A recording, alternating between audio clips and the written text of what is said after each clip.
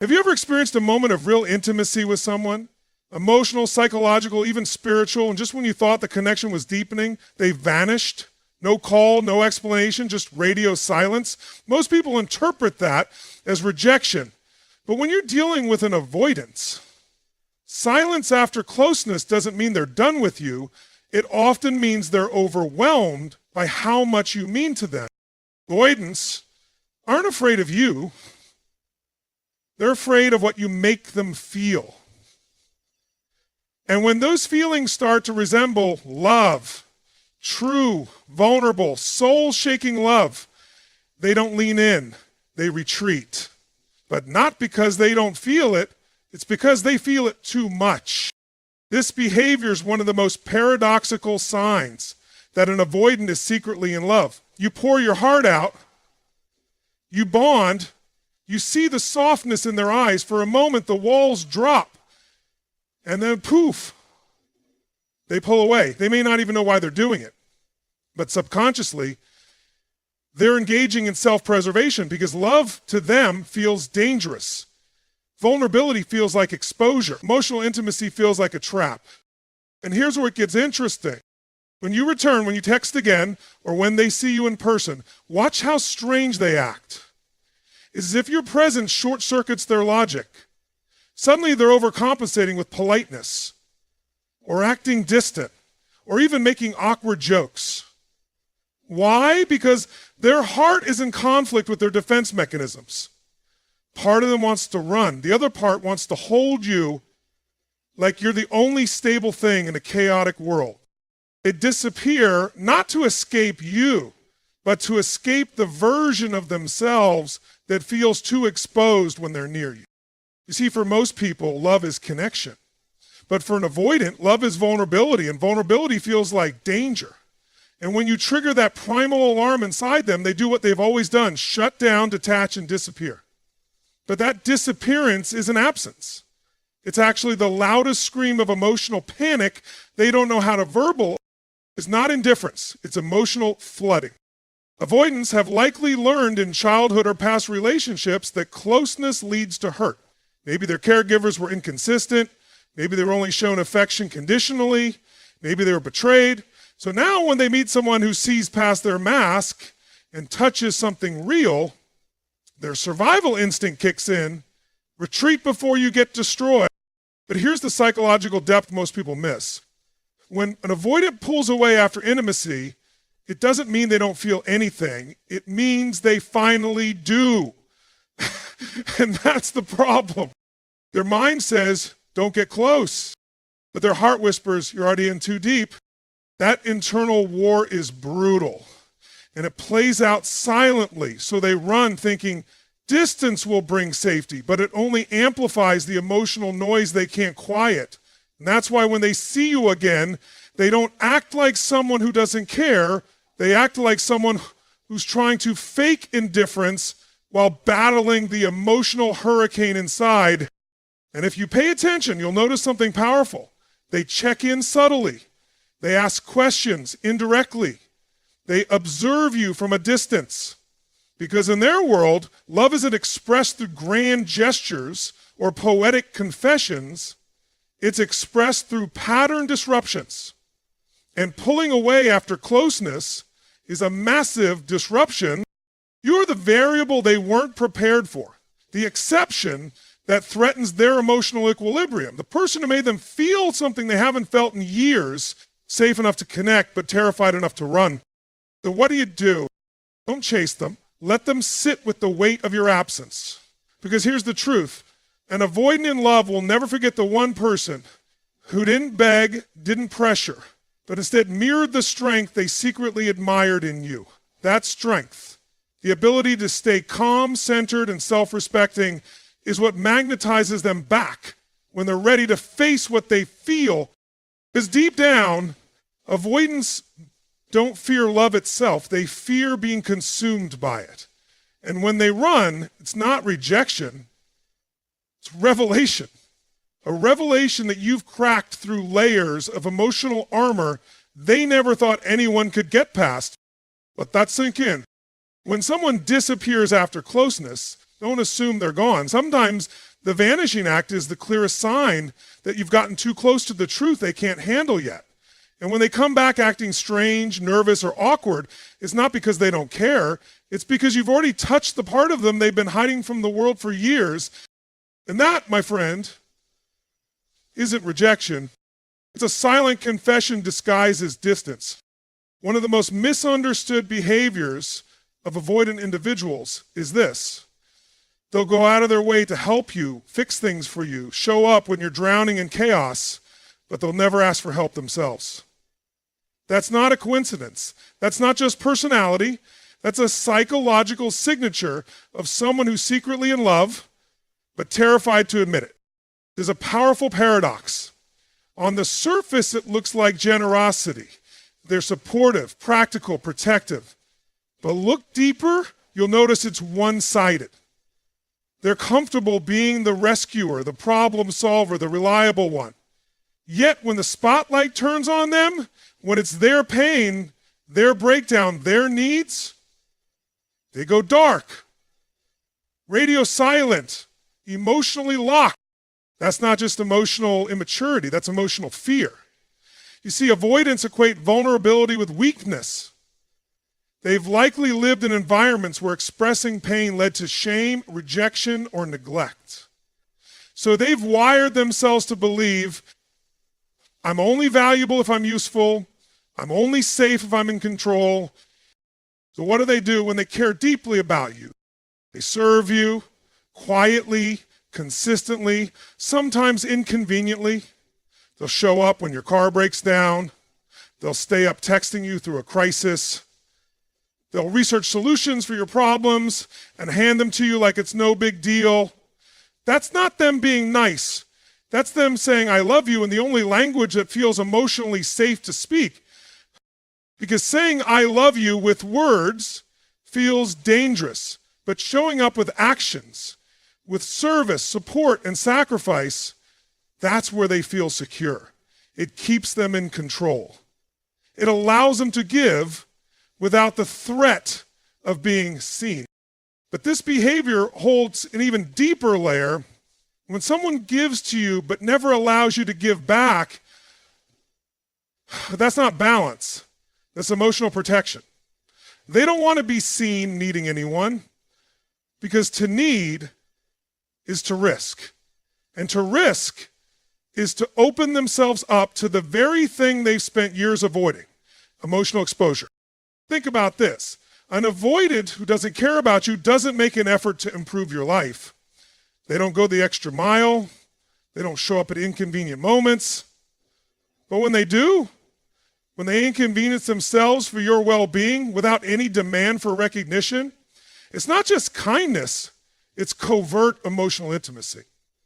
And they hope you never call it out, because to acknowledge it is to bring the emotion into the light. And that's exactly what they're afraid of. They stay in this one-way emotional service because it lets them remain close to you without risking rejection. If I help you, you'll keep me around. But if I show you I need help too, you might run. That's the equation they've unconsciously built. But here's where it becomes tragic. Because over time, they begin to feel unseen, resentful even. They give and give, but never open themselves up to receive, and then wonder why they feel emotionally starved. It's a prison of their own making. Giving is a shield, withholding is a habit, love is a transaction. And yet, this very pattern reveals what they're trying to hide. Their love for you is real. It's not loud, it's not poetic, but it's devotional in action. It's, I won't tell you I need you, but I'll carry your burdens like they're my own. That is not emotional detachment. That is fearful attachment disguised as control. And when you recognize this pattern, you must respond with wisdom, not with pressure, not with demands, but with clarity. Let them serve. Accept it. But don't play the game of imbalance.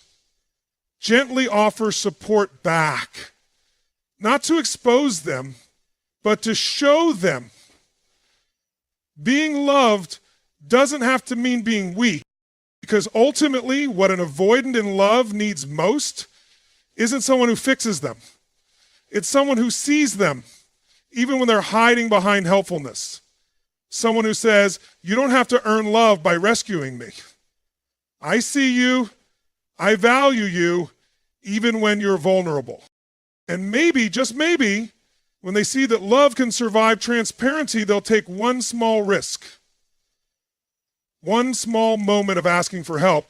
And in that moment, they won't just be serving love, they'll be receiving it. So if they help you, fix for you, sacrifice for you, but never open up about their own pain, don't miss it. That's not indifference. That's love spoken in the safest language they know, acts without confession. And sometimes the greatest proof of love isn't found in someone's words. It's hidden in their quiet effort to hold your world together while silently afraid of showing you theirs. Would you like to move on to key point 3 next? There's something primal, almost ancient about the eyes. Before language, before speech, before we learn to say I love you with words, we communicated through the gaze. And when it comes to avoidant individuals, the eyes often reveal what their mouths will never dare to speak. You see, avoidants are masters of self-protection.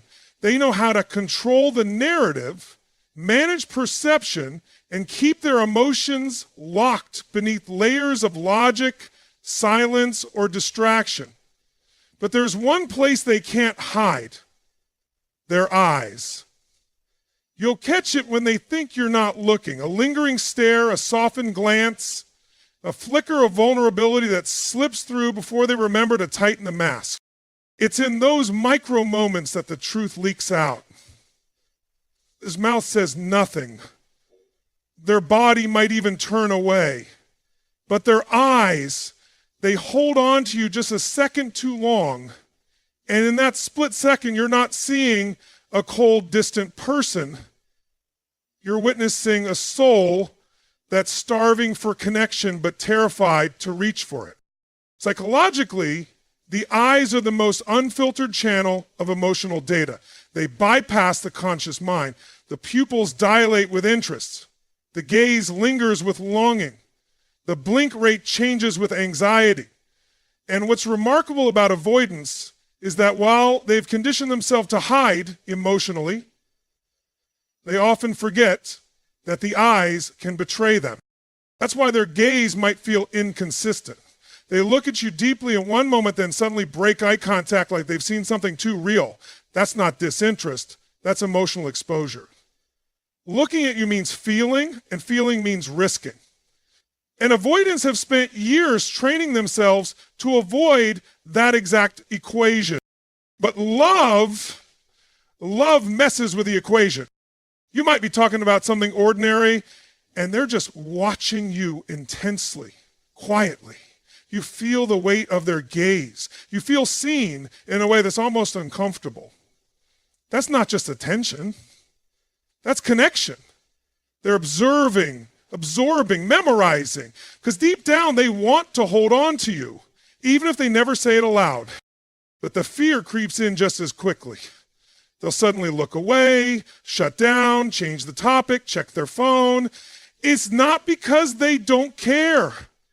It's because for a moment, their heart took over and they panicked. This is where most people get confused. They think avoidants are emotionally detached. But in reality, they're emotionally flooded. They feel too much, not too little. And because they don't trust those feelings, they suppress them. But suppression isn't deletion, it's storage.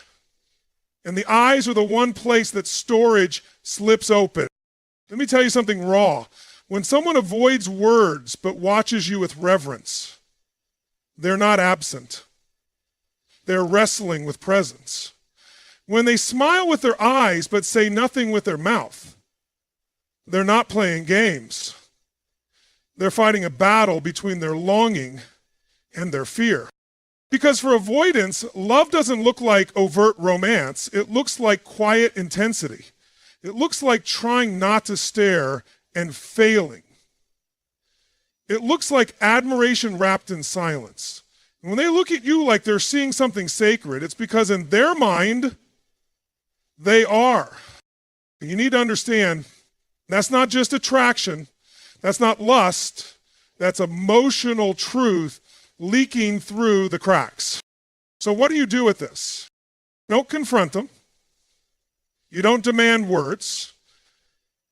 You simply become aware.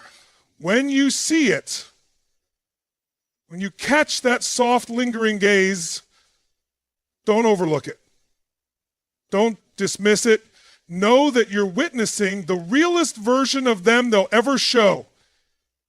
You're seeing the part they don't control, the soul underneath the survival mechanism. And if you can stay grounded in that moment, if you can hold their gaze with presence and peace, you give them a new emotional experience. You show them that being seen doesn't have to lead to pain, that being open doesn't have to mean being exposed, that love, real love, can happen in the quiet space where no words are needed, just truth. Because at the end of the day, the eyes will always speak before the heart finds the courage. And sometimes the most honest "I love you" you'll ever receive is hidden in a look they hope you never notice. So if you want to know what an avoidant really feels, stop listening to what they say.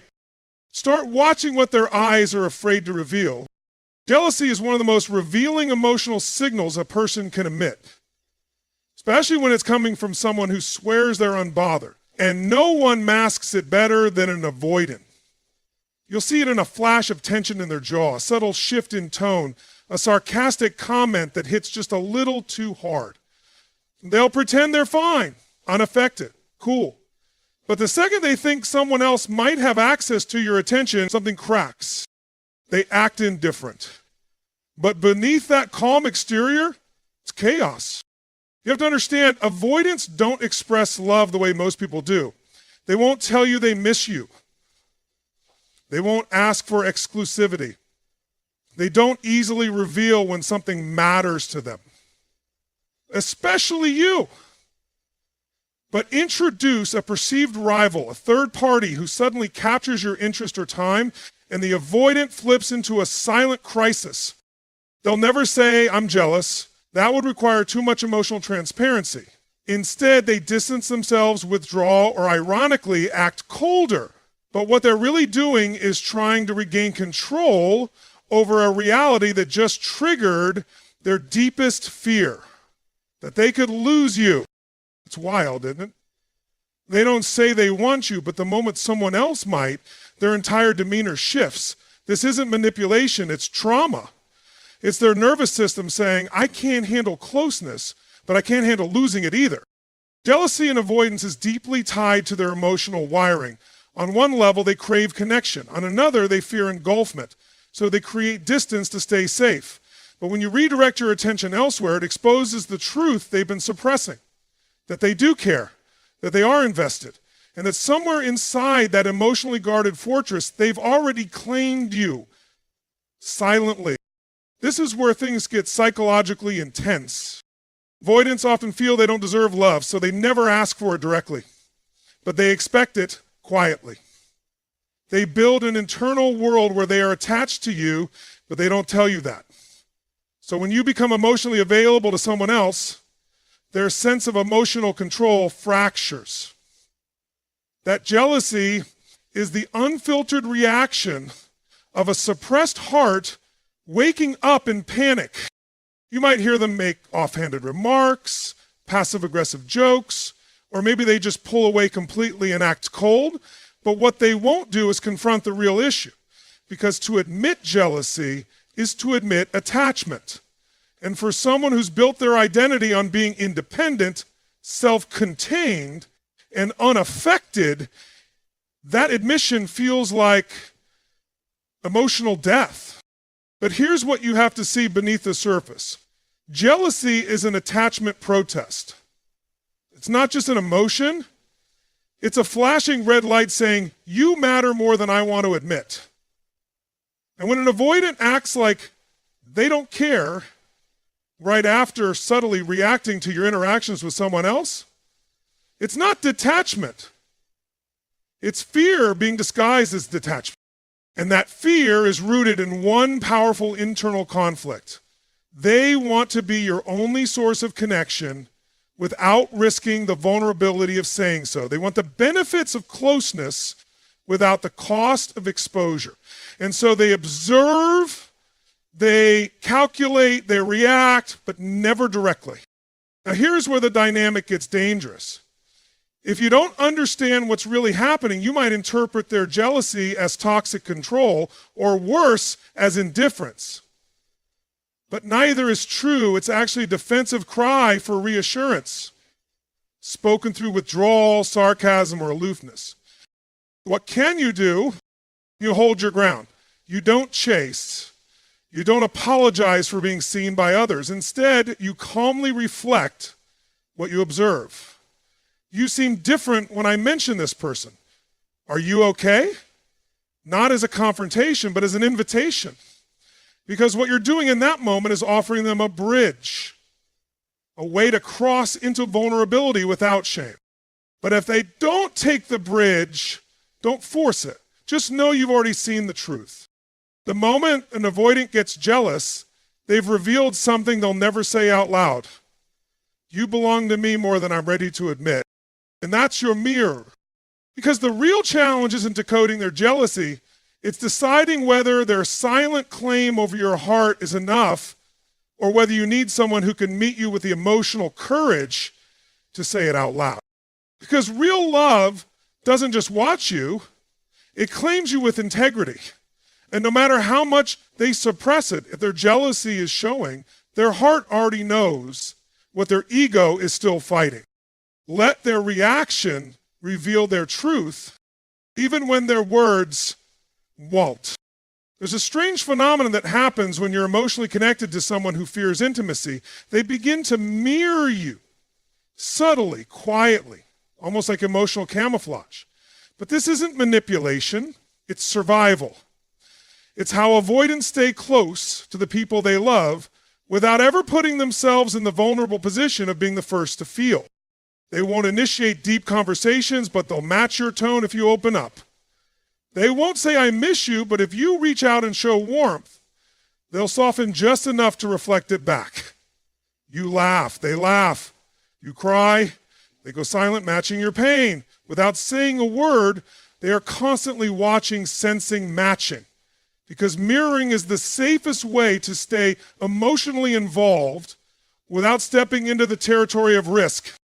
This isn't just behavioral, it's biological. Mirror neurons in the brain are responsible for this kind of emotional reflection. But with avoidance, it becomes their entire emotional strategy. Rather than lead with feeling, they follow yours.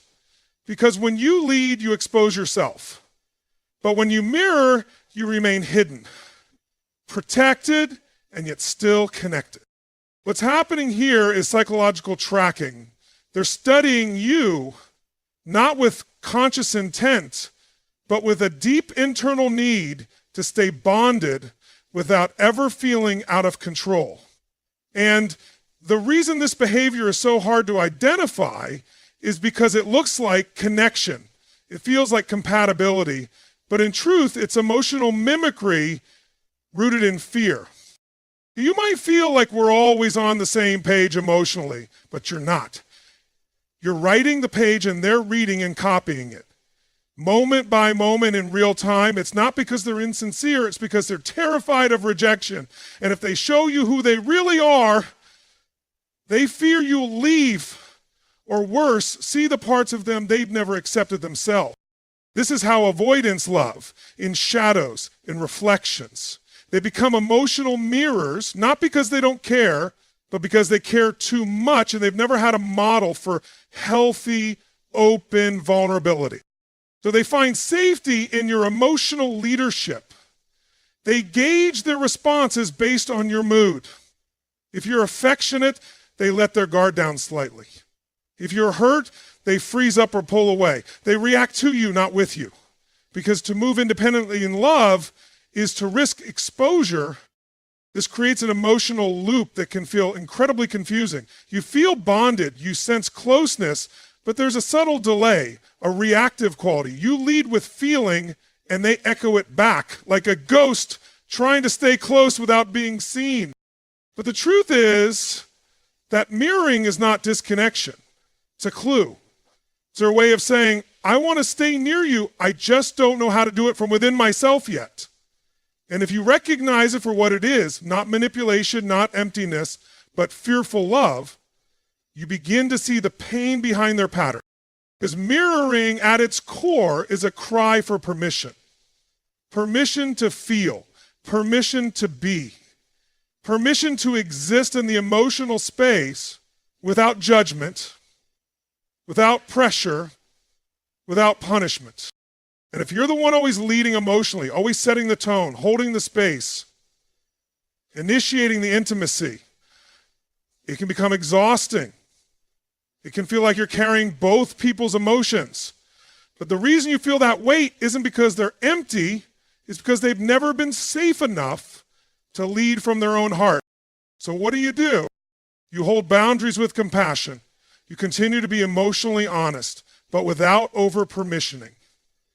You recognize when they're mirroring, and instead of pulling them along, you pause. You give them the opportunity to initiate, to create, to express, however imperfectly, and see if they will step forward when you stop filling the space.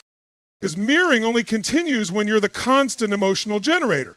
But when you pause, they're faced with a choice: step into emotional authenticity or retreat. In that moment of choice, that's where you find out whether their love is just fear-driven mimicry or if it has the potential to evolve into conscious connection. So the next time they echo your laugh, match your tone, or respond to your emotions like a reflection in water, pay attention. That's not emptiness. That's not game playing. That's an avoidant soul trying to love you from behind the glass, mimicking your light because they're too afraid to show their own. And maybe, just maybe, your presence is the very mirror they needed to finally see themselves. Because sometimes the deepest love isn't shown through bold declarations. It's whispered through reflection from a heart still learning it's safe to be seen. This one is the most haunting of them all. Because it's not loud, it's not dramatic, it's not even obvious. In fact, it's silent, it's still, it's invisible to the untrained eye. But it's real. When an avoidant lets you walk away, when they don't fight for you, don't chase you, don't beg you to stay, most people assume they didn't care, but that assumption couldn't be further from the truth. Avoidants don't chase. Not because they don't love, but because chasing requires a level of emotional vulnerability they were never taught how to access. In their mind, staying silent is safer than admitting pain. Letting you go is easier than risking rejection one more time. So yes, they let you walk, but internally, they never let go. You have to understand something vital. Avoidants process love backwards. They don't feel it fully while they have you. They feel it most after you're gone. When the silence sets in, when the texts stop coming, when your energy disappears from their daily world, that's when the truth crashes down on them. That's when they replay everything you said, everything you were, everything you gave, not in a moment of nostalgia, but in a deep, paralyzing awareness that they lost something real. They don't call, they don't message, they don't make a scene, but don't mistake their silence for peace. It's emotional warfare behind the scenes. They stalk your social media, they remember your laugh, they keep the photos, the texts, the little tokens that remind them of what they can't admit they miss. And while you're out there healing, wondering why it didn't matter enough to them, they're in their own quiet hell, asking themselves why they couldn't open up when it counted. This is the hidden heartbreak of the avoidant. They act like it's nothing. But inside, it's everything. And the more they try to bury it, the more it eats away at them. Because their strategy, emotional distance, control, avoidance, worked when it was casual. But it breaks them when it's love. Love wasn't supposed to stay. Love wasn't supposed to matter. And yet here they are, unable to move on. See, when you walk away from an avoidant, you don't walk away from someone who's indifferent. You walk away from someone terrified of closeness, but devastated by loss. And this creates the emotional contradiction they carry long after you're gone. I couldn't let you in, but now I can't let you go. That emotional stuckness, that internal tug of war, is why so many avoidants circle back weeks, months, even years later. They'll reach out casually, ask how you're doing, mention something that happened that reminded them of you. It's not small talk, it's an emotional checkpoint. Because the bond never broke, it just went underground. And here's what most people miss. Avoidants don't move on like others do. They don't dive into a new relationship and replace you overnight. They disconnect emotionally from everyone. They shut down. They go numb. They tell themselves it's fine. But you live in their nervous system like a memory they never resolved, not because you were perfect, but because you were real. And real terrifies them. So what do you do when you sense they've never let go? You don't chase. You don't reopen the wound unless they come back ready to do the work. Because emotional love isn't enough. What matters is emotional courage. And unless they've grown, unless they've learned to sit with discomfort, speak their truth, and show up differently, then their quiet attachment is just another version of silent suffering. But still, let this be your confirmation. If they're watching from a distance, if they never spoke but still feel present in your life, if they moved on physically but you know they're still energetically tied to you, it's because love didn't end for them. It just got locked behind fear. So the next time you think they forgot you, remember this. Avoidants don't forget the ones who saw them, accepted them, and walked away with dignity. In fact, those are the ones they remember forever.